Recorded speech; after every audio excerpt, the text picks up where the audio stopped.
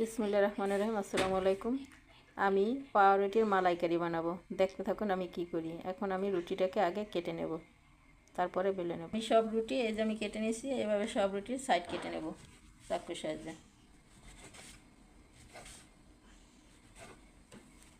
এখন আমি রুটিগুলোকে একটু বেলে নেব এইভাবে।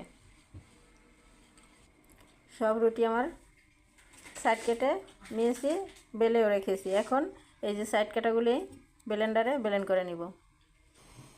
এই যে বন্ধুরা, আমি একবারে ব্লেন্ডারে গুঁড়ো করে নিয়েছি সব।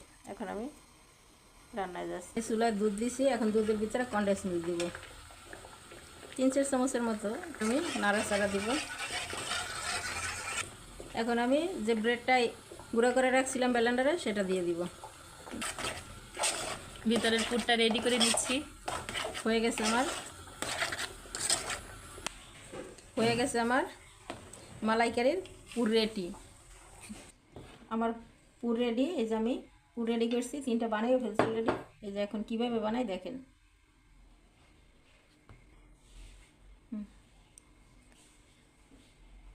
এখন বটে নিচ্ছি বন্ধুরা। 4টা মালাইকারি আমার হয়ে গেছে অলরেডি। কর্নফ্লাওয়ার 2 চামচ কর্নফ্লাওয়ার দেবো।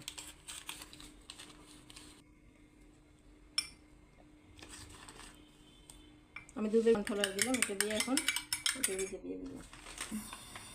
দেবো একটু গুঁড়া দুধ। আমি দুধের ভিতরে একটু গুঁড়া দুধ দিয়ে দিলাম। নেড়ে চেড়ে গাঢ় করে নিব। তারপরে আমি কর্নফ্লাওয়ার দিয়ে দেবো এটার ভিতরে। এখন আমি দুধের সাথে কর্নফ্লাওয়ার মিলিয়েছিলাম সেগুলো দিয়ে দিচ্ছি।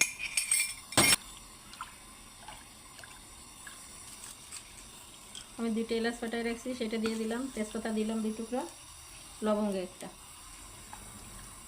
আমি চিনি কম খাই তো একটু কম দেবো, যে যেরকম খায় সে সেরকমই দিয়ে দিবে। আর মশলাটা দেওয়ার কারণ হচ্ছে একটু ফ্লেভারের জন্য। সবাই মশলা দেয় না, কিন্তু আমি দিয়ে নিয়েছি।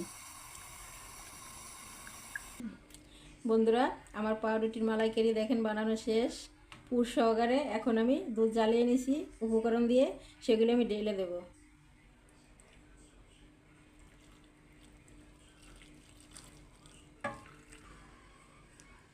এই যে বন্ধুরা